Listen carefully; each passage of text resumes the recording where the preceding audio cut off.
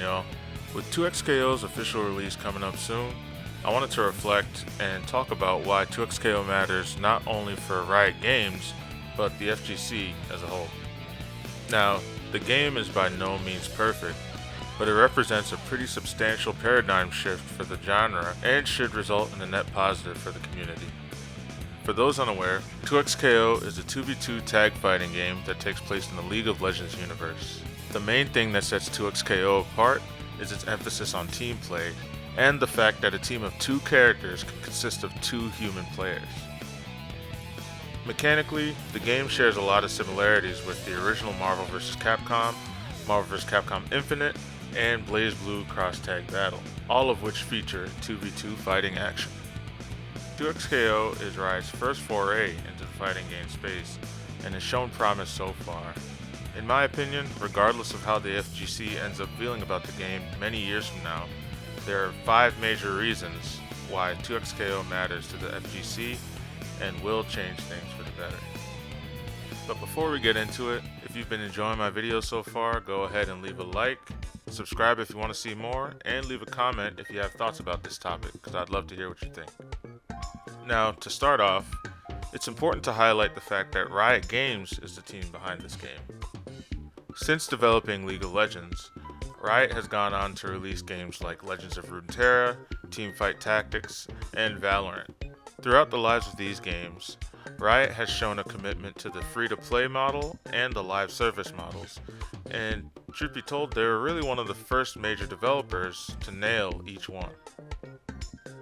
League has been up and running for over 17 years and is showing no signs of stopping, while Valorant dropped in 2020 and has become one of the biggest esports on the planet in such a short amount of time. Riot has clearly shown that they have what it takes to support a live service game for a very long time. Now, with 2XKO, Riot has taken the necessary steps to ensure the game's success from the ground up. Its development team consists of fighting game industry veterans that were brought on specifically to contribute to the vision that is 2XKO. In 2016, Riot acquired a game company called Radiant Entertainment, which was directed and founded by Tony and Tom Cannon. These 2 legends in the fighting game community were the ones that ended up creating GGPO, or Rollback Netcode, and they were the original founders of the EVO Championship Series. Other key figures on the team include Seth Killian, the ex-Capcom community manager and Street Fighter commentator, and other pro players like Clockwork and Combo Fiend. Add in Sean Rivera, who was previously the senior director on Legends of Runeterra, along with some more of Riot's talented designers, artists, and musicians. You can tell that Riot was not pulling back any punches when it came to making sure that 2XKO would be in good hands.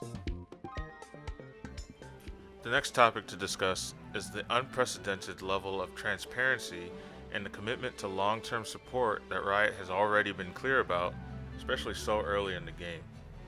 Now, games receiving updates and patches is nothing new to the industry, but the 2XKO development team has shown a level of communication that we really haven't seen in the FGC up until now.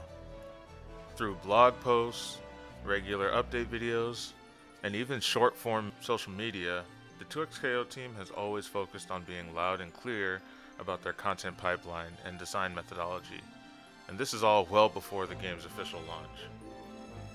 Since the early access period has started, fans have only had to wait a few weeks max to hear back from Riot, which is nothing compared to other companies like Capcom or ArcSys, whose fans can end up waiting as long as half a year to hear about updates.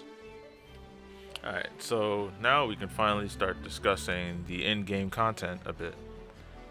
My next point of discussion centers around the monetization models used within 2XKO and the content pipeline that we can expect moving forward. 2XKO will be 100% free to play on all platforms it's on, meaning the barrier of entry will be almost non-existent. As long as you have a PC, PS5, or an Xbox Series console, you can boot up 2XKO and give it a try. Its monetization model will be pretty much exactly the same as League's. There will be some free characters offered as the base roster, and then from there, each character will be able to be earned via in-game currency that you can gather from playing. From my experience in 2xKO, you should be able to earn enough currency for one character after completing daily quests for about a week. Daily quests can be completed in about an hour or two of play, and there are also weekly quests that can give you a boost and speed up the process. Now, if you want to spend some cash, you can completely skip this grind by paying roughly $10 to buy a character outright, or spending more on a skin bundle that includes character tokens that can be used to unlock whichever one you want. Now, cosmetics are really where Riot sets themselves apart from the rest of the pack, especially in the realm of fighting games. Character skins come in 3 tiers so far: Epic, Legendary, and Mythic. Epic and Legendary skins are your standard fare and cost roughly $12 or $20 respectively. Mythic skins, so far, have been only available through bundles, which can cost as much as $100. These bundles come with at least 3 skins, a few champion tokens, and a bunch of chromas and other small cosmetics. Now, these prices may seem steep to someone familiar with games like Street Fighter 5 or 6, but they align pretty closely to League and Valorant when it comes to skin cost. That's not to mention battle passes. 2xKO battle passes generally come with 1 free skin, 2 paid tier skins, 1 new stage, and other cosmetics as well. At this point, you might have a rough idea of what you'll be spending, but what should you expect to get? While other fighting games sell skins that change the character model, color, or other minor visual aspects, 2xKO skins can be quite impressive. Most skins and chromas also change character VFX to match the color of the skin, and mythic skins can really change up everything from super animations, sound effects, and they can also come in multiple variants. Definitely take a look before buying.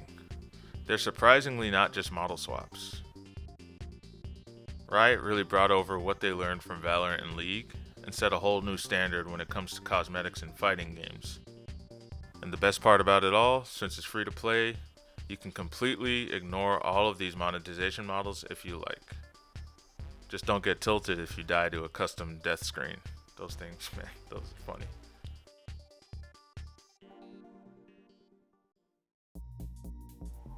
Moving on to the next topic, let's get into gameplay and controls. 2xKO focuses on keeping the barrier of entry low through its control methods, despite some pushback from its fans. Unlike most other mainstream fighting games, 2xKO's control scheme seems to be designed for all possible control methods, keyboard included. The game has 6 buttons at its core: light, medium, and heavy attacks, along with Special 1, Special 2, and Tag. People generally use 2 extra buttons for dashing and parrying, but those can also be performed by using a pair of one of the buttons I mentioned before. Controversially, Riot stepped away from employing the use of traditional motion inputs for this game, and instead have used single directional inputs for command normals and specials, using the special buttons, of course. The intent behind this was to keep the barrier of entry as low as possible and give people unfamiliar with traditional quarter circles and dragon punch motions a fighting chance. In my opinion, this single design choice ends up being what makes keyboard such a viable option. I don't know if you've ever tried doing a motion input on a normal typing keyboard, but it ain't fun, man. Simplified controls have been included in other games as an alternative to traditional controls, but new players tend to perceive these control options as training wheels or something they'll need to grow out of eventually. By removing this choice in 2xKO, new players can get into the game immediately without thinking twice about their controls. Riot also included the pulse combo system that can be activated on the character select screen. This is a feature that enables new players to get into the flow of combat immediately by giving them access to complex combos through the use of repeated button presses. Each of these design choices were made to ensure millions of players, regardless of platform, can start with the tools necessary for learning the game and having fun as quick as possible. Finally, it's important to point out Riot's commitment to cross-platform play and their focus on near-perfect netcode that'll ensure smooth play across the globe. Riot built this game from day one to be free to play and cross-platform with a huge emphasis on online play.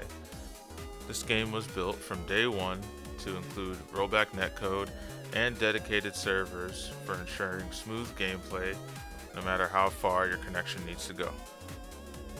A lot of the inner workings of their net play comes from some of the things they learned through running League of Legends and Valorant, and along with that comes the Vanguard anti-cheat system that'll keep things smooth as well.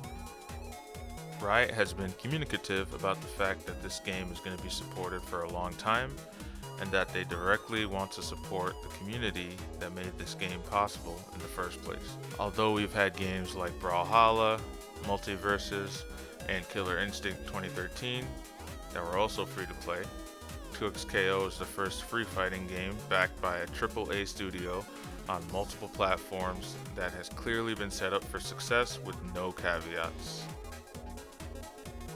They've chosen to keep 2XKO within the League universe because League is a huge global IP and they want people to see familiar worlds and faces such that they can jump in and feel comfortable. As fighting game fans, there really aren't many reasons to not give this game a try when Season 1 launches this week.